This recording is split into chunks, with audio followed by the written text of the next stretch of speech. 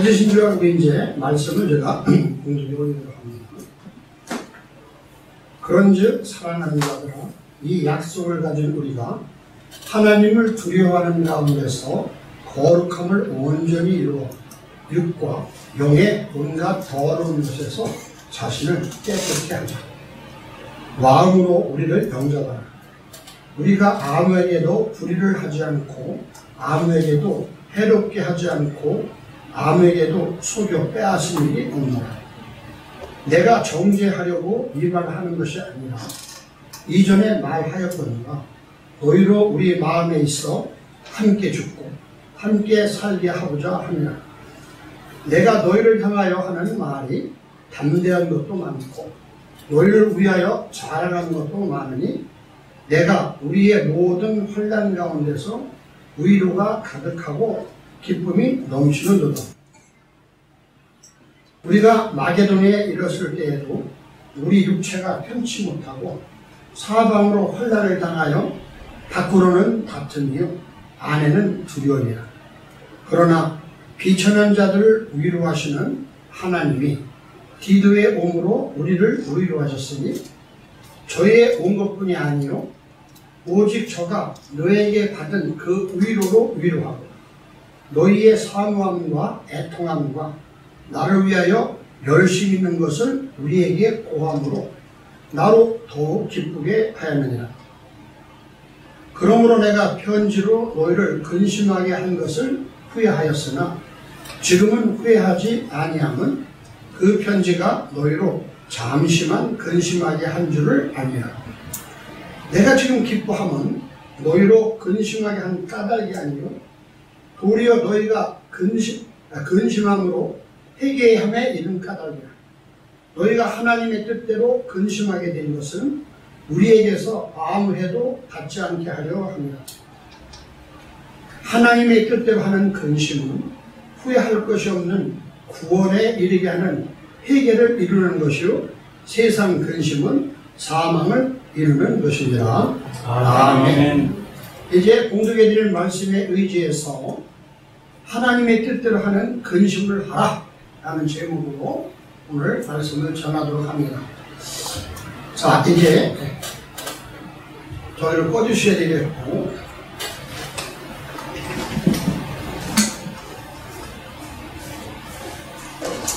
오늘 공독해 드릴 말씀에 의해서 하나님 뜻대로 하는 근심을 하라 이런 제목을 정한 것은 사람은 누구나 다 근심이 있는 거죠. 근심이 없는 사람이 없어요. 그래서 우리는 하나님의 뜻대로 근심을 하는 것이 무엇인가? 우리는 예수님을 믿고 교회에 나오면서도 하나님이 원하시는 근심이 아니라 내 근심을 하나님께 부과시키죠.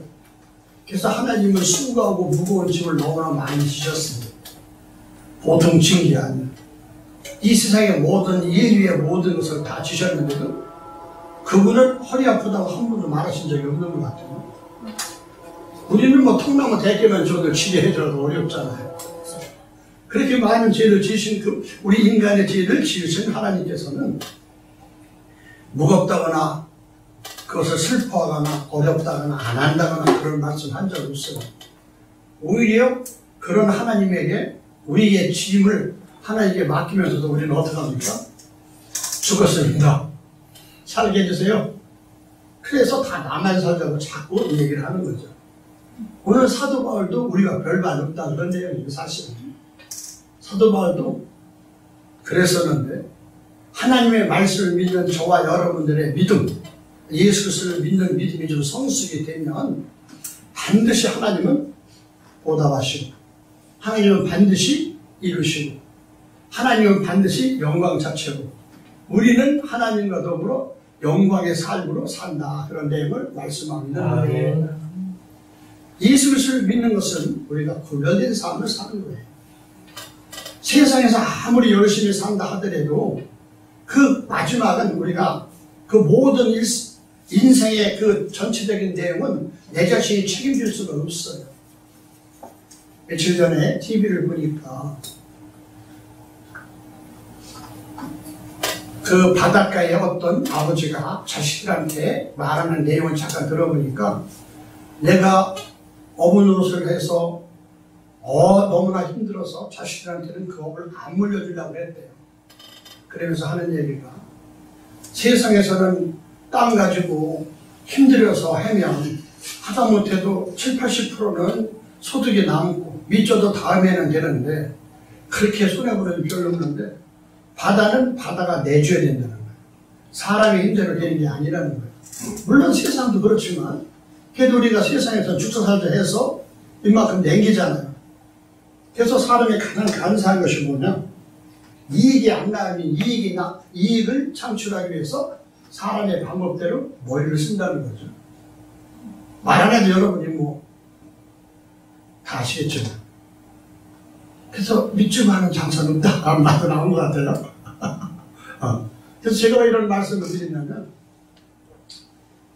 그 바다라는 것은 내가 할 수 있는 여건이 없다는 것을 포기할 때 오히려 마음이 근심 걱정이 없어지고 그래 오늘 못 잡으면 내일은 되겠지. 그런 힘을 갖고 산다는 거예요. 그래서 자신을 철저하게 육지에서 농사 짓는 사람보다는 자신을 많이 비울 수 있다. 그렇게 그 어부는 말을 하는데 그런데도 자식들이 아버지의 그 직업을 본받아서 사회에서 나갔다가 견디지 못하고 다시 바다로 들어와서 어부가 됐다. 그런 얘기를 이렇게 했을 때 보니까 참 의미심장하다. 그래서 여러분에게 잠시 말씀을 드린 겁니다. 오늘 고린도서 7장의 내용은 사도 바울도 분명하게 최선을 다하고 열심히 다 했는데 안 된다는 거예요. 안 된다. 그래서 하나님을 원망할 수밖에 없는 과정까지는 안 갔지만 자기 자신을 근심했다는 거예요. 그래서 왜 근심하는 이유가 뭔가?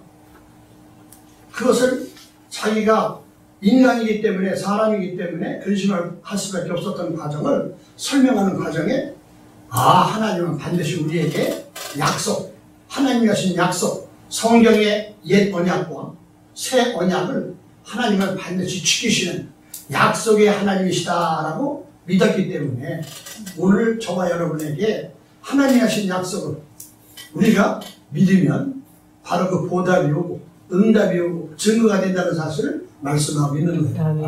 아멘. 자, 오늘 본 말씀 중에서 이제 고린도서 7장까지 가면 고린도 교회가 어떤 교회인지를 여러분들이 아셔야 돼요. 고린도라는 단어는 뿌리라는 단어거든요. 뿌리. 그래서 먼저도 설명을 드렸지만 뿌리라는 것은 권력이나 권세를 상징하고 짐승으로 치면 무기죠. 그래서 가장 순한 것이 짐승 중에서 어떤 게 가장 순하겠어요? 양이 가장 순하죠. 눈이 잘 안 보여서. 근데 쥐는 눈이 밝아요. 그래서 지혜가 충만한 게 쥐죠. 그렇기 때문에 오늘 제가 말씀드리는 내용은 뭐냐? 이 고린도가 뿔이 났다 그런 얘기예요. 그럼 권세가 많다는 얘기죠. 그래서 이 고린도 교회에 이제 사도 바울이 가서 다 말씀을 전하고 자기가 여태까지 환난이나 모든 여건을 다 겪고 전했는데 두려웠다. 상대가 안 된다 그런 얘기예요. 자기 딴에는. 그렇지만 하나님이 결과를 주셔가지고 반드시 하나님께서 기쁨이 되고 즐거움이 되고 또 아니면 영원한 안식인 구원을 주셨다라고 고백한 내용이에요. 사도 바울이 왜 이런 말을 했는가? 사도 바울이 5장서부터 6장까지 실컷 말했어요. 예를 들면 목사가 여기서 예수 믿으면 구원받고 복받고 잘 살아요. 그러면 이제 성도들이 잘 못 사는 가정이 있으면 마음이 상처를 받는다는 거예요. 마음이. 그래서 우리 교회는 아니면 우리 성도님들은 왜 못 사는가? 그래서 내가 말씀을 잘못 전했는가? 아니면 하나님의 말씀이 틀린가? 뭐가 문제인가? 그렇게 고민했는데 나중에 어렵고 힘든 여건이 반대로 돼서 변화하게 돼서 바뀌었다. 그런 내용과 똑같은 거예요. 그래서 저와 여러분들이 목사도 말씀을 전하면서도 어떤 때는 근심할 때가 있고 시리에 빠질 때도 있고 염려할 때가 있다 그런 얘기야. 그렇지만 그 염려가 바로 기쁨이 되는 과정. 그래서 크고 많은 것을 바라는 것보다도 여러분들의 얼굴 표정 하나하나가 주님을 사랑하는 마음과 교회가 뭔지를 아는 것만 되면 수백만, 수천만이 모여서 많이 예배를 드리고 뭐 연합 대성회를 한다 하더라도 그냥 그것이 하나의 이벤트나 하나에 대한 그것이 어떤 행사로 끝나면 그것은 결국 진리는 없다 그런 내용이죠. 그래서 사도 바울이 그렇게 오늘 내용은 어떤 내용이냐면 5장서부터 6장까지의 큰 하나님의 복음을 전했어요. 어떻게 전했는가? 어마어마한 내용을 전했습니다. 그래서 5장에 보면은 하나님과 화목하라는 내용을 한번 보고 넘어가야 되겠어요. 5장을 보면 사도 바울이 이렇게 전했거든. 우리는 하나님과 화목하라 그러니까 굉장히 하나님과 같이 한 마음과 한 뜻으로 하나님 말씀을 믿고 순종하고 해야 된다. 그래서 하나님과 어떻게 화목하려고 하는 방법을 많이 애쓴다는 거죠. 그래서 저번 주 3주 전에 한번 말씀을 전했어요. 그래서 우리가 하나님께 화목하는 내용이 성경상으로는 어떤가? 고린도후서 5장 17절 보니까 그런즉 누구든지 그리스도 안에 있으면 새로운 피조물이라 새 사람이라 그런 얘기예요. 또 새로운 피조물이라는 단어는 엄마 모태에 들어갔다가 다시 태어나는 것이 아니라 여기서부터 육신은 그냥 밥 먹고 살지만 생각과 마음이 변화 바꿔진다는 거죠. 그게 새로운 피조물이에요. 정말 여러분이 죽으면 죽었다 살아났다고 치는데 여러분이 죽었다 살아난 사람이 없잖아요.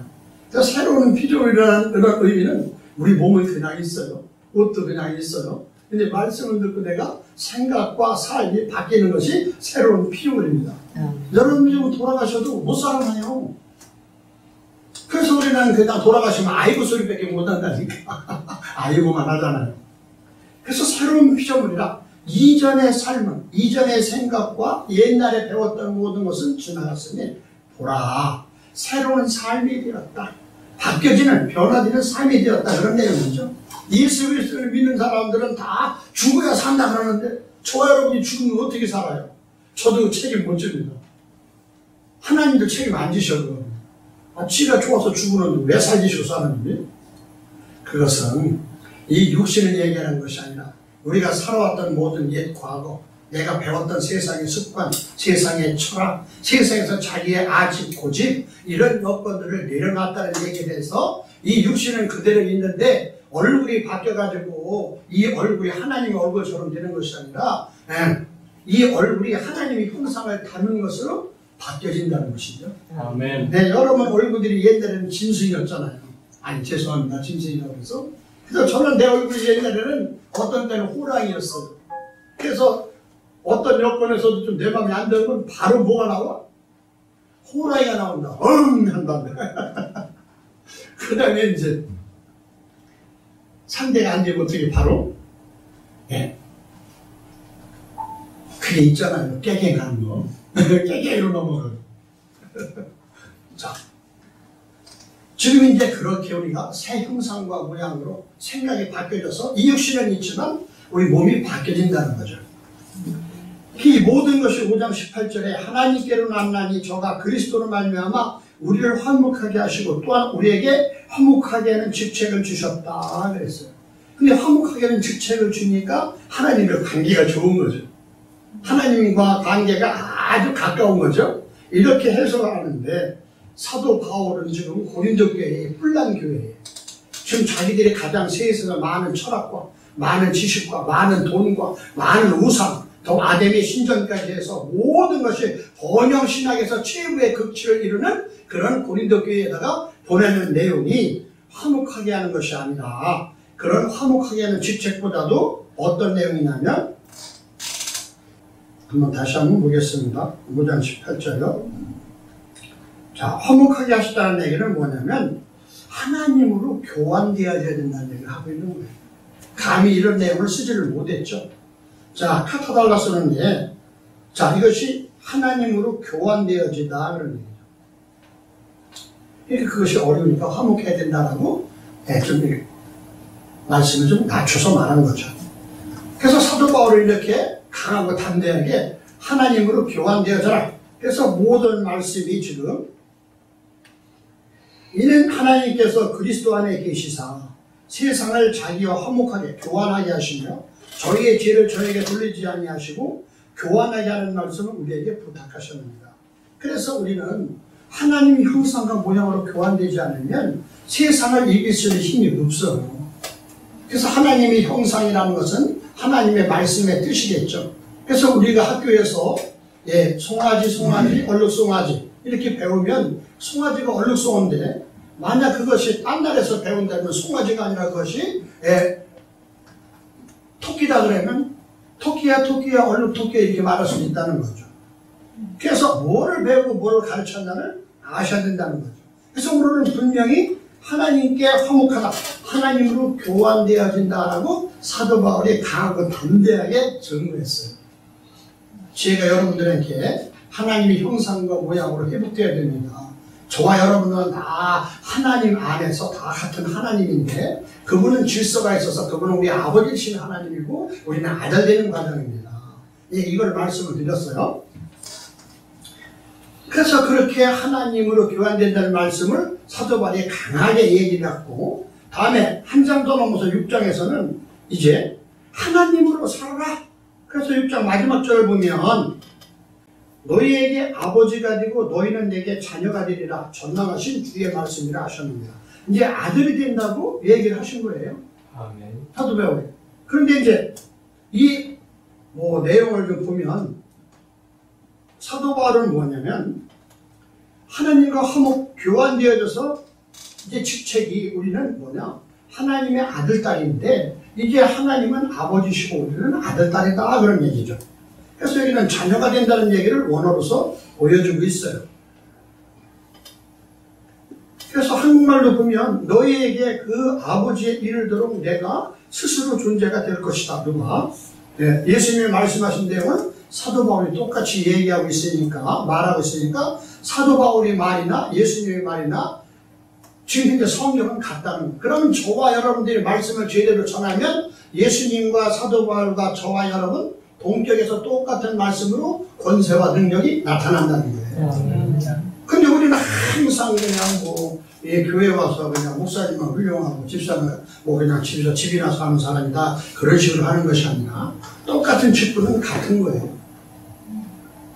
다만 질서가 있어서 말씀을 증거하는 때가 있고 말씀을 전할 때가 있고 받을 때가 있다는 얘기를 하고 있는 것이 직분이죠. 그래서 너희는 스스로 너희들이 존재가 될 거예요. 어떤 존재 나에게 존재가 되는데 딸들로 여아죠. 그 다음에 아들들로 존재가 될 거예요. 왜? 그걸 누가 말했나?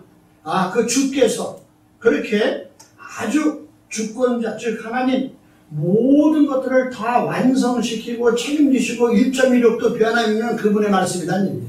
그렇다면 저와 여러분들이 어떻게 되는 거예요? 5장에서는 하나님으로 교환되셔서 그럼 그 하나님이 아버지 하나님이 되는 것이 아니라 아들, 딸, 자녀 되는 과정에서 이제 완전하게 지금 이제 아들, 딸로 살아가야 된다. 그것이 하나님의 약속이고 전능한 자, 가장 힘이 있고 세상에서 가장 큰 분의 말씀이다. 라고 이렇게 자랑을 했어요. 그게 6장 말씀이에요. 그래서 오늘 이제 7장으로 넘어가면 그런 사도 바울이 왜 우리는 연약하니까 이런 경우가 있다는 거죠. 그래서 사도 바울이 7장 1절에서 아까도 말씀드렸지만 그런즉 사랑하는 자들아 이 약속을 가진 우리가 하나님을 두려워하는 가운데서 거룩함을 온전히 이루고 육과 영의 온갖 더러움에 대해서 자신을 깨끗이 하자.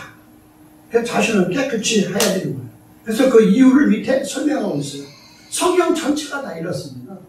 같은 내용인데 다 같은 내용인데 그 형편과 여건에 따라서 다 바꾸는 것뿐이야 말로. 그래서 교회에 그래서 지금 신약 성경의 모든 사복음서부터 사도행전부터 로마서부터 고린도전서부터 쭉 나간 것은 그때 상황에 맞게 말씀하는 거야. 그래서 다 여기 즐거운 교회도 있고 저쪽에 멋있는 교회도 있고 풍성한 교회, 하나님의 교회 다 있어도 오직 예수만 나타나는 거예요. 할렐루야. 아멘. 네, 그 특성에 맞춰서 말씀하는 거예요. 그래서 그 특성에 맞춰서 말씀을 하는데 나중에는 그만큼 성숙이 돼서 여기에서 했던, 우리 교회에서 했던 말씀이나 저쪽에서 했던 말씀이나 타 교회에서 했던 말씀들이 전 세계에서 다 예수 그리스도로 초점을 맞춰서 우리가 하나님의 형상과 모양으로 지음을 받은 아담의 후손이었지만 실은 하나님께서 우리를 빚으신 거라고 믿으신 거다 그런 얘기죠. 그건 어릴 때죠. 그래서 우리는 예수 그리스도의 이름으로 우리가 같이 그 이름에 대해서 하나님의 아들로 이 세상을 다스릴 수 있는 권세를 받는 것이 예수 그리스도를 믿는 이유고 하나님이 이 세상을 이처럼 사랑하사 독생자를 주신 이유라는 것입니다. 그래서 이제 첫 번째 하는 내용이 그래요. 마음으로 우리를 영접하라. 우리가 아무에게도 불의를 하지 않고 아무에게도 해롭게 하지 않고 아무에게도 속여 빼앗은 일이 없노라. 그게 우리를 영접하라는 초대하라는 거죠. 자, 그래서 우리를 영접하라는 말이 코레온데 이 말은 뭐냐? 영접한다는 말이 우리들이 말이 너희 속에 좀 들어가 있고 해라. 왜 그렇게 안 믿느냐? 교회를 수십 년, 수백 년 다녔어도 오직 예수님만 그냥 믿고 믿는다고 그러는데 믿어지지가 않는 거예요. 믿어지지. 왜? 우리 공간을 안 변해서. 그래서 걱정, 의심이 있을 수밖에 없어. 예수님을 믿고 나서부터도 우리가 뭐가 먼저 오는가? 말씀을 드리겠지만 근심이 먼저 찾아와요. 근심은 만병의 근원이거든요. 말씀을 드릴게요. 그래서 우리를 마음으로 아니라 우리 생각과 이런 지정의가 아니라 우리의 공간, 내 안에 쉽게 말하면 컴퓨터를 하시면 알겠지만 하드의 그 용량을 좀 남겨놔라. 뻘겋게 하지 말고 이만큼 남겨놔야 그걸 들어갈 거 아니에요. 근데 우리는 꽉 찼다는 거예요. 뭘로 찼어? 온갖 세상의 지혜와 지식과 아집과 교만 모든 것들은 꽉 찼다는 거예요. 그리고 하나님을 아는 지식인데 세상에서 배운 하나님의 지식으로 꽉 차 있어서 하나님의 생명이 들어올 수가 없는 거예요. 그래서 우리를 마음으로 영접하라는 말이 그 내용이죠. 공간을 좀 남겨라 그런 얘기예요. 그래서 그 공간을 남겨놓는 그 원인이 뭐냐? 근심 걱정이 없게끔 남한테 불의도 하지 않고 해롭게 하지도 않고 속여 빼앗은 것이 없다 이 얘기예요. 그럼 이 일이 우리는 가능할까요, 여러분? 어떤 분들은 그러면 나는 가능하다 그런 눈치를 보는데 저는 그냥 반대에게 가능하지 않아요라고 하고 싶어요. 왜? 가능하다면 교회에 올 필요도 없고 예수님을 믿을 필요가 없어요. 우리가 내가 부족하니까 믿는 거거든요. 우리가 연약하니까 믿는 거거든요. 여러분 교회에 와가지고 여러분이 목사라면 같은 직분이라면 여기서 말씀을 듣겠어요? 가서 사역을 해야지. 우리는 부족한 것을 느끼는 것을 우리가 알고 항상 우리의 연약한 부분, 내 안의 공간, 하드 안에 그 하나님의 메시지, 어떤 것을 폴더를 그 어떤 내용을 집어넣을 수 있는 공간을 만들어야 된다는 것을 말하고 있는 거예요. 그래서 우리는 항상 마음속에 하나님의 말씀을 받을 수 있는 자리를 만들어 놔야 돼요. 하나님이 오셨어요. 예수님이 오셨어요. 성령님이 오셨어요. 그 자리가 없어요. 그럼 어떻게 돼요? 식당 갔는데 자리가 없으면 여러분 어떻게 돼요? 첫째는 기다리고, 두 번째는 돌아가고, 세 번째는 화내는 거죠. 그렇게 된다니까요. 그렇기 때문에 3절까지 내가 정죄하려고 이 말 하는 것이 아니라 이전에 말하였거니와 너희로 우리 마음에 있어 함께 죽고 함께 살고자 합니다. 살게 하고자 합니다. 라고 해서 사도 바울은 이렇게 자신 있고 말하는 거예요. 내가 5장에서 말했고 6장에서 말했고 하나님으로 바뀌어지고 교환되어지고 네가 하나님의 아들 딸을 살고 그래서 모든 것은 너와 함께 죽고 사는 거니까 이 말대로 너희들이 할 것이다. 그래서 나는 하나님의 말씀을 전했다 라고 아주 큰 소리로 말하는 거예요. 그래서 7장 4절에 내가 너희를 위하여 하는 말이 단대한 것도 많고 아주 단대하게 말했다는 거죠. 어렵게 봅시. 너희를 위하여 자랑하는 것도 많으니 내가 우리의 모든 환난 가운데도 위로가 가득하고 기쁨이 넘쳤다 그런 얘기예요. 그러니까 우리는 예수 믿으면 항상 위로가 가득하고 기쁨이 넘친다고 믿으면 오산의 오산입니다. 예수님을 믿을 때는 환난 가운데 위로되고 기쁨이 넘쳤는데 항상 이 세상의 사이클은 위가 되고 아래가 되는 그 파장이 있기 때문에 우리 인간은 항상 높고 낮음이 있는 거예요. 평안한 게 없어요. 평안한 게. 그래서 사도 바울도 이렇게 강하고 담대하게 말하는 거예요. 위로가 가득하고 기쁨이 넘쳤다 그런 얘기예요. 그런데 그 다음에 말씀을 보니까 그래가지고 자신 놓게 어디로 또 전도를 갔어요. 자, 5절입니다. 우리가 마게도냐에 이르렀을 때에 우리 육체가 편치 못하고 사방으로 환난을 당하여 밖으로는 다툼이요 안으로는 두려움이다. 아니 여기까지는 아주 훌륭하게 했어요. 그랬는데 마게도냐 가니까 이제 육체가 편치 못한 거예요. 그럼 여기 마게도냐라는 거 내용을 잘 알잖아요.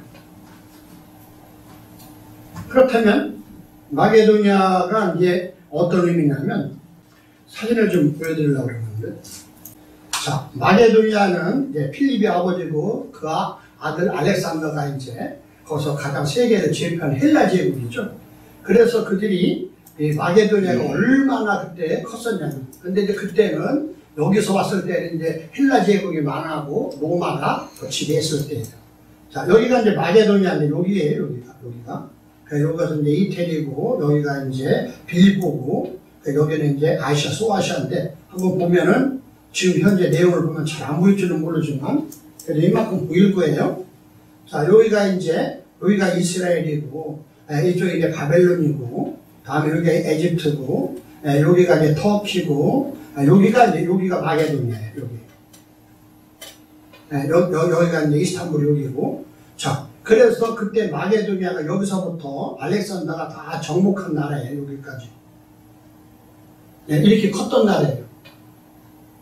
거기에 갔는데 이제 로마한테 망했거든요. 그 다음에 바로 로마한테 망해가지고 로마가 지금 다 여기까지, 아프리카까지, 여기까지 다 스페인까지, 자, 여기까지 다 영국, 저기까지 다 이렇게 아일랜드 여기고 영국까지 다 점령했으니까 로마 시대예요. 요때 얘기하는 거야. 요때 얘기하는데 어떻게 얘기하느냐. 그래도 남은 뒤가 이 마게도냐에 가지고 있었던 마게도냐 동네, 이 동네에 있었던 그런 막강한 세력들이 헬라 문화에서 꽃을 피웠던 곳이다 그런 내용이죠. 그러면 마게도냐는 지금 좀 말씀을 드리면 왜 공포에 떨어지는가? 여기는 헬라 철학의 최고의 집대성한 도시예요. 그래서 여기서부터 헬라 철학에 누가 나왔느냐? 그래서 소크라테스 3자 전 세계의 그 철학자들이 나왔죠. 첫 번째 소크라테스가 나오고 두 번째는 플라톤, 세 번째는 아리스토텔레스가 나왔죠. 그런 거예요. 그냥 이게 세상의 학식이에요. 철학의 대명사. 그 전에 하나님의 신성은 없어요. 이걸로 다 전 세계가 다 지금 현재 돌아가고 있어요. 그렇다면 소크라테스는 뭐예요? 인간의 윤리 중심이죠. 도덕. 그래서 가장 소크라테스의 명언이 뭐예요? 네, 더 자신한다. 여러분이 더 잘하네. 여러분이 그러니까 지금 저보고 너나 잘해 이런 것 같아요.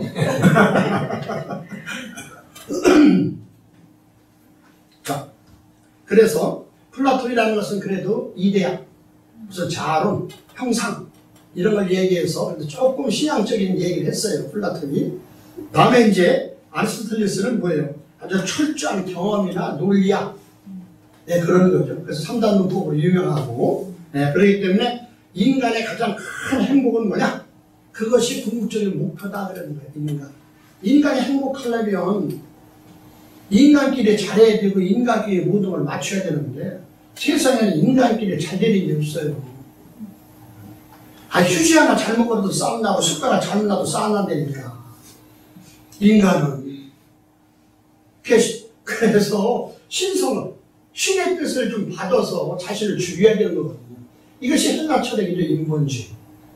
네. 지금도 그래서 인본주의가 가장 성행하고 그걸로 세상의 모든 지혜, 아카데미아가 이래서부터 이루어져 가고 있잖아요. 근데 우리는 하나님의 말씀은 성령이죠. 신성. 그래서 구별된 걸 말하고 있는 거예요. 아까도 보여줬지만 세상의 땅덩이가 아무리 커도 코하고 입 막으면 길어야 5분이죠. 20분 가는 분 있나요? 그럼 제가 매일 가서 엎드려서 전할 거예요. 그렇기 때문에 지금 사도 바울은 그런 마게도니아 갔기 때문에 불안을 느낀 거예요. 저와 여러분도 그렇습니다. 예수님을 잘 믿고 신앙심이 하더라도 너무나 큰 세상에 어떤 거대한 것이 밀려오면 나가질 수밖에 없어요. 그것이 인간의 기본이죠. 그러나 하나님은 그대로 놔두는가? 그게 아니라 아주 반짝, 아주 놀라운 사실을 말하고 있는 거예요. 자, 6절 봅시다. 그렇게 두려움이 오고 그런 큰 겉으로 보이는 자연적인 이 세상의 인본주의의 모든 여건, 세상의 문명, 문화, 이 모든 것들이 아주 그냥 완성된 그쪽에서 가서 복음을 전했는데 실제는 두려웠다. 진짜. 그런데 6절 보니까 그러나 비천한 자들을 위로하시는 하나님이 디도의 옹으로 우리를 위로하셨다. 그래요. 디도가. 자, 디도란 말은 어떤 의미냐면 디도를 데리고 이리로 가려고 그랬어요. 근데 디도를 못 만났어.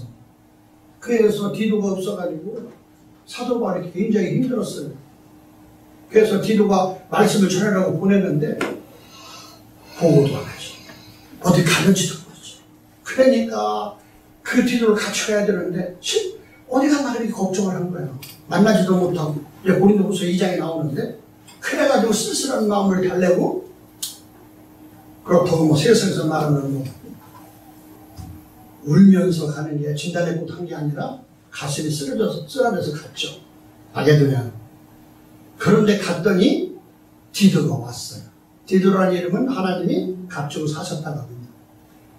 그런 디도가 왔어요. 와가지고 무슨 말을 전했는가? 바울 사도요. 그때 바울 사도를 못 만났던 것은 불가피한 사정이 있었고 난 거기서 바울 사도의 말씀을 듣고 목회를 해서 양육을 하고 있는데 거기서부터 얼마나 하나님의 말씀을 증거가 되고 했는지 그때 잠깐 못 만났다는 것은 그건 주님의 뜻이다. 그래서 얼마나 목회 성공했는지 와서 보고라는 거예요. 그래 힘나요 안 나요? 나요. 아이, 힘 조금 나요 많이 나요? 많이 나요. 우리 김 유사님이 우리 임사장님 모시고 왔는데 제가 힘이 나요 안 나요? 나요. 네, 많이 나요. 시작. 많이 나요. 그런 거예요. 그래서 본인이 자기가 실수했던 내용을 설명한 것이 뭐냐? 7절이죠. 저희의 온 것뿐이 아니요 오직 저가 너희로 받은 그 위로를 위로하고 너희의 사모함과 애통함과 나를 위하여 열심히 있는 것을 우리에게 구함으로 나로 더욱 기쁘게 하였느니라. 그래서 지금 사도 바울이 지금 그래놓고 이제 하나님은 반드시 우리에게 결과를 아름답게 하나님의 능력을 해주신다는 내용을 고백하는 거예요. 그래서 그때 자기가 실수했던 내용을 고백하는 내용이 지금 8절이죠. 그러므로 내가 편지로 사도 바울도 얼마나 대단한 사도예요. 근데 거기다 이제 디도 갔던 거기 사역처에다가 그 편지를 몇 번 했던 모양이에요. 그러므로 내가 편지로 너희를 근심하게 한 것을 후회하였으나 내가 왜 편지를 보냈는가? 열심히 잘하고 있는데 내가 뭐라고 또 편지를 보냈는가? 그럼 후회하지 않겠어요? 미안하잖아요. 그때는 디도가 없어가지고 약간 지금 막 그랬겠지만 지금은 후회하지 아니함으로 그 편지가 너희로 잠시만 근심하게 한 줄을 압니다. 그래서 근심을 했다는 거예요. 그래서 근심이라는 것을 왜 근심을 했는지를 안 해갔다라고 말하는 거예요. 자, 근심. 근심이라는 것은 뭐냐? 심령 속에 쓴뿌리가 나는 거죠.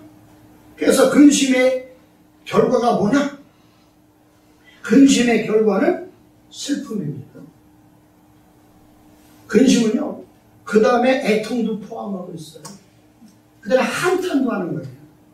다음에 한숨도 해요. 고통도 있어요. 자기 자신을 억눌러요.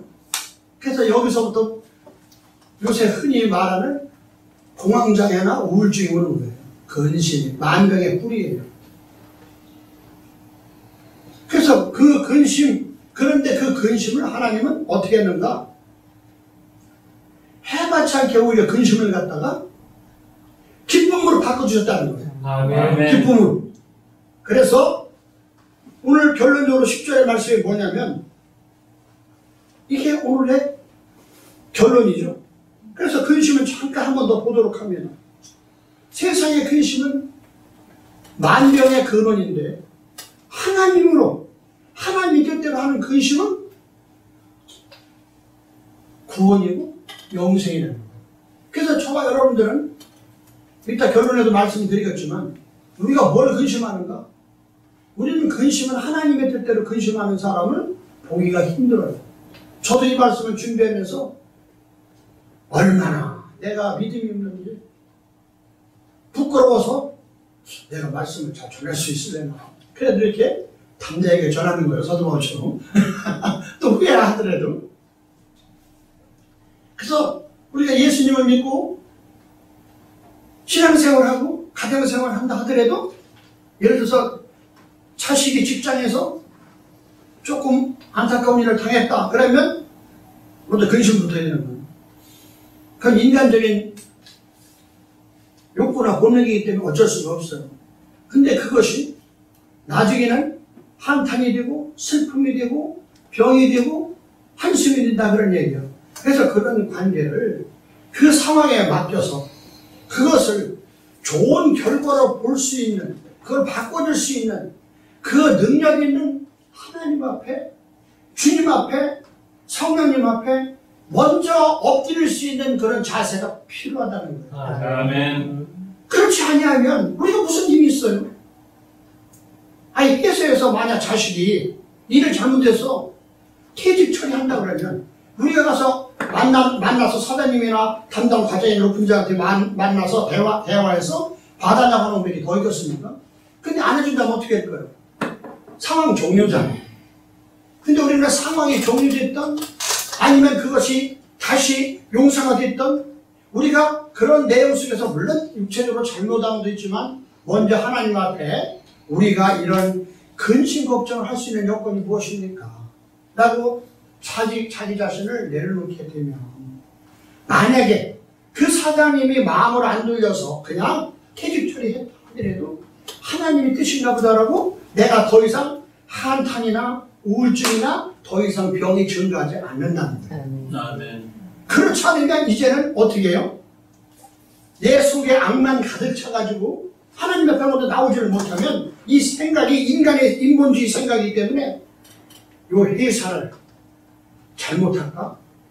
그래서 나도 모르게 바로 사단의 그 죽임 속에 빠진다고. 그래서 뭐라 그러나? 칼을 들고 갈까, 몽둥이를 갖고 갈까? 이런 생각도 들고 그렇다는 거예요.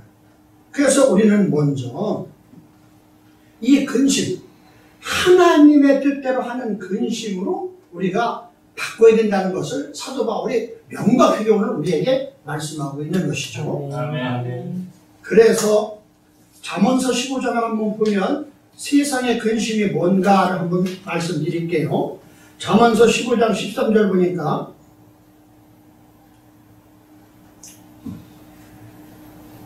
마음의 즐거움은 얼굴을 빛내게 하여도 마음의 근심은 심령을 상하게 하느니라. 바꿔 말하면 마음의 즐거움은 여러분의 얼굴이 상냥하고 기쁘고 상하여도 되지만 마음속부터 근심이 나오면 이 심령을 상하게 하는 것은 뭐냐? 여기서부터 썩은 뿌리가 나서 여기서부터 썩은 내가 나가지고 얼굴이 뭘로 되느냐? 귀신 형성으로 바뀐다는 거예요. 다음에 한 번 더 보죠. 그래서 우리 인간의 그런 그 근심이 뭐냐? 17장을 보면 22절 말씀 보니까 여러 가지 있지만 몇 개만 찾았어요. 마음의 즐거움은 양약이라도 심령의 근심은 뼈를 마르게 한다는 거예요. 뼈. 여러분, 뼈가 우리 육체를 지키는 기둥이잖아요. 뼈가 마르면 결국 무너진다는 얘기예요. 그래서 세상의 근심에 대해서 저와 여러분들은 다시 한번 그런 모든 보여지는 여건에 근심이 있다면, 그래서 저도 이 말씀을 듣고 이제 어떤 여건이 있다. 그러면 무조건 주님, 이런 상황에 왜 왔습니까?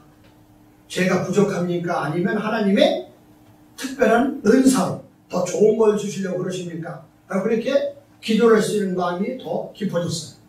그러니까 여러분도 오늘 말씀을 듣고 다시 한번 생각을 좀 넓히고, 이 세상은 전체가 다 내가 싸워서 승리하지 않으면 여기서는 죽는 세상이에요. 전쟁에 나갔는데 적군이 총을 먼저 쐈어. 그럼 어떻게 해요? 나는 없는 거예요. 세상은 내가 먼저 써야 돼. 그래서 연습하잖아. 5점 맞히고 0점 맞히고 총싸움 하는 거잖아. 칼싸움은 왜 해요? 연습. 그런데 저와 여러분의 하나님의 말씀은 남을 쏘는 것이 아니라, 그래, 내가 희생내줄게. 그 전혀 세상하고 반대되는 삶이 구별된 삶이에요. 거룩한 삶이에요. 그러면 예수 믿는 사람은 다 죽느냐? 아니죠. 그렇게 해서 그것도 하나님 손에 있는 거예요. 적군의 손을 방아쇠가 고장나게 하든지, 예를 들면 0점이 안 맞아서 헛딴 데로 나가는지, 그건 맡겨야 되는 거예요. 딴 종교를 말해서 미안한데, 이슬람의 예를 들어보니까 오직 목숨을 걸고 나갈 때는 알라는 위대하시다. 그리고 죽을 때는 모하메드 이름으로 죽어요. 그러고 하는 얘기가, 아무리 자식이나 남편이나 그 수장이 다 죽었다 하더라도 그들은 하는 말이 그래요. 어차피 우리는 이 땅에 왔다 가는 인생이고 죽으면 어차피 가는 거니까 너무 슬퍼하지 말고 지금 현재 이 상황을 잘 정리합시다라고 말하더라고요. 우리는 어떻게 해요? 그래서 나는 목사를 하면서도 어떤 때는 부끄러운 게 많아. 나는 내가 조금만 아파도 나는 아프면 안 됩니다. 나는 죽으면 안 돼요. 다 죽어도 나는 살아야 돼. 그런 경우가 많다, 그런 얘기죠. 그래서 우리가 믿음을 다시 한번 정립해야 된다. 그래서 오늘 사도 바울의 말씀을 들어서 지금 이제 근심이 뭐냐, 그 근심을 이제 내려놓고 하나님의 뜻대로 하는 근심으로 우리가 바뀌자라는 말로 말씀 전하고 있는 중입니다. 아멘. 자, 그래서 지금 이제 본문으로 가서 다 이제 결론으로 이제 마지막을 하려고 그래요.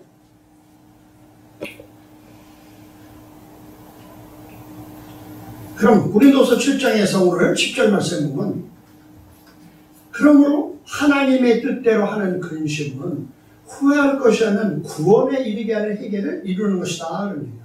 자, 구원에 이른다니까, 구원이라는 것은 우리가 영혼만 구원되고 죽지 않고 사는 것이 아니라, 여기서 나오는 소자라는 구원은 이 세상의 모든 것들을 소테리아인데 소주에서 왔죠.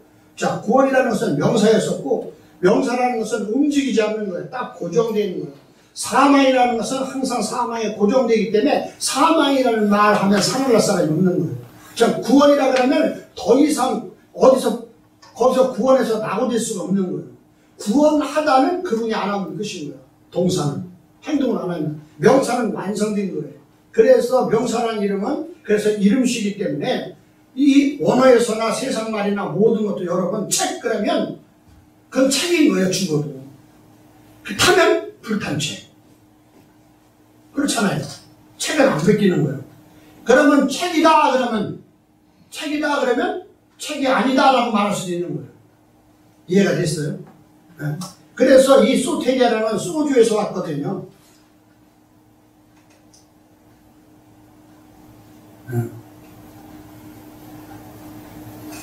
소테르 구속자 4982에서 왔는데 구원하다라서 왔어요. 구원하다, 구조하다. 그렇다면 이 말은 무엇이냐? 자, 구원에 이르도록 후회할 것이 없다는 구원은 뭐냐?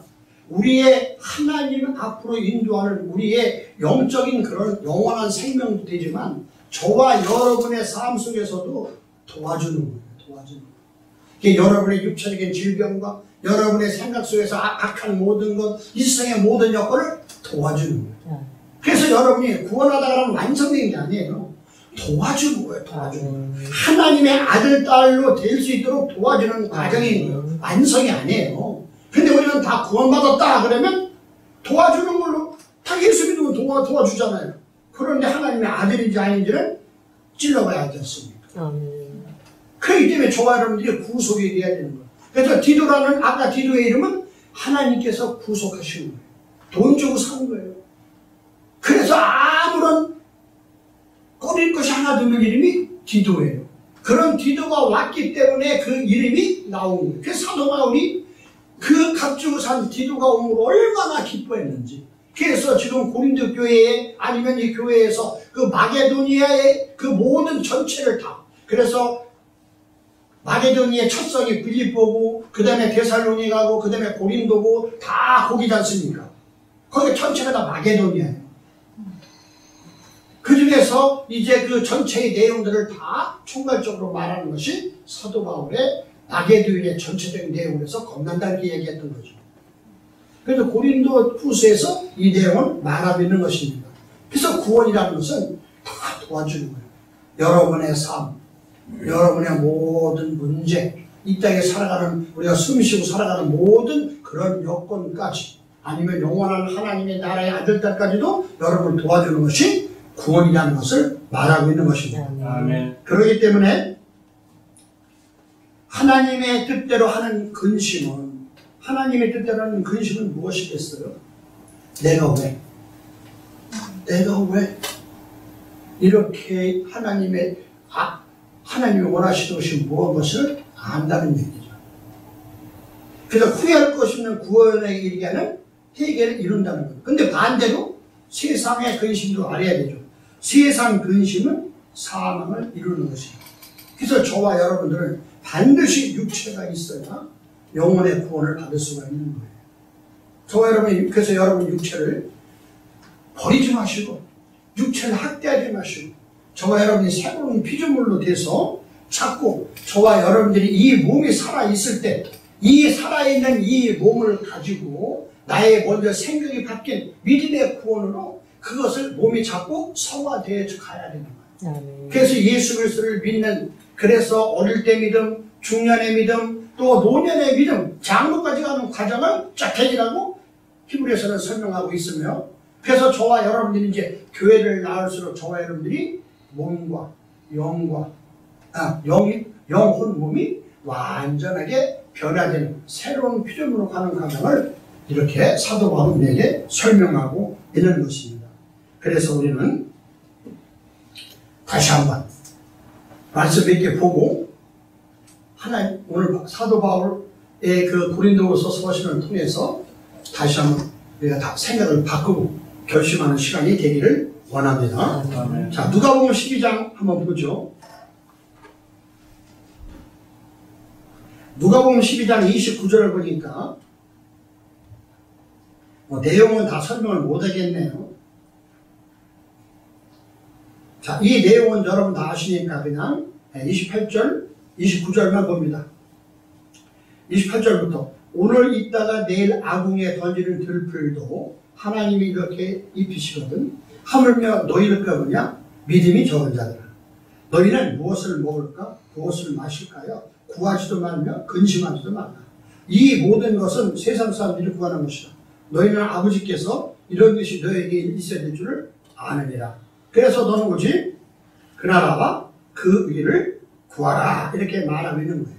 그렇다면 세상을 구하지 말라. 그런 의미가 아닙니다. 세상에 대해서 올인하지 말라는 거예요. 그게 다가 아니라는 내용을 말하고 있는 거예요. 그래서 이제 다시 한번 근심에 대해서 이제 우리는 어떤 근심이냐? 요한복음 14장 말씀을 또 보죠.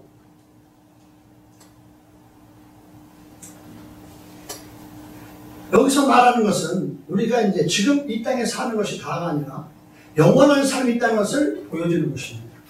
우리는 가본 적도 없고 안 적도 없고 깨달은 적도 없어요. 오직 예수 그리스도 안에만 있어야 이 내용을 알 수가 있는 거예요. 그래서 요한 사도는 우리에게 너희는 마음에 근심하지 말라. 하나님을 믿으니 또 나를 믿으라. 그러면 하나님을 믿었다면, 그래서 알지 못하는 하나님을 믿었다면 나를 믿어라. 그럼 결국 나와 하나님은 동격이다. 그렇게 해서 우리의 초소, 아버지의 집은 우리 있잖아요. 아버지가 집 사서 돌아가시면 유산으로 받잖아, 상속. 그 집을 말하는 게 아니잖아요. 그렇잖아요. 내 아버지의 집에 거할 곳이 많다 말하고 있지 않습니까? 그래서 우리는 이 세상에 대해서 환난과 고통이 좀 없을 수가 없어요. 하지만 그런 여건이 왔을 때 요한복음 이제 16장에서 보니까 결론을 얘기하고 있네요. 16장 20절 보니까 뭐라 그래요? 내가 진실로 진실로 너에게 이르노니 너희가 곡하고 애통하겠으나 예수님이 십자가에 못 박혀 돌아가시면 세상은 기뻐하리라. 너희는 근심하겠으나 너희의 근심이 도리어 기쁨이 되리라. 아멘. 아멘.